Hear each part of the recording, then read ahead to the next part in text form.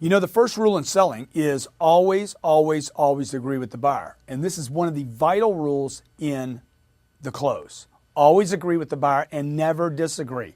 Disagreement will not help you in the close. Now, there'll come a time when you're going to disagree, but you always want to start with agreement, okay? So there is a point where I'm going to tell somebody, hey, man, look, you're not right about that, okay? That can't happen.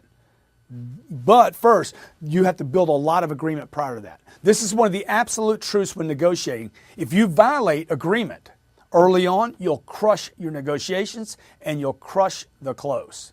It won't happen. Always, always, always agree with your prospect no matter what. Now that's different than the old saying, the customer's always right. The customer is not always right, okay?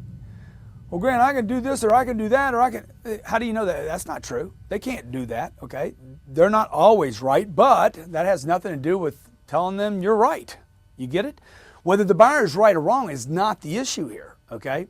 When you're negotiating and going for a close, conflict has to get resolved so that an agreement can take place. To resolve conflict and disagreement, it requires one person, not two.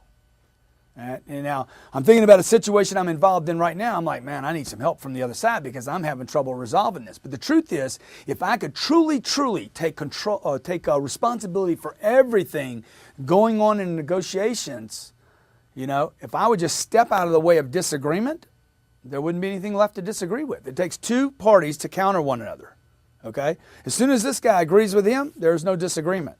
For disagreement to exist, it requires two sides. Once one side agrees with the other, disagreement vanquished, over. Disagreement only results in not closing deals. It doesn't get you deals. You're going to lose the battle and win the war. Okay? So how do I agree and still close? I know the price is too high, sir. I agree with you that the price is too high. I'm acknowledging and agreeing at the same time. I agree with you. I got it. Let me make a suggestion. What's that? Let's pay for it over time. Price won't be the problem. Huh? And I'm using a smile. Hey, I agree with you, sir. I would want my wife involved as well. But if your wife is anything like my wife, she knows you're here right now. She knows what you're doing, okay? You guys have already discussed your budget and what you're going to be looking at. Come on, man. Let's roll. See what I'm doing? Always agree. Always agree. Eliminate disagreement from the close, and you'll close more deals.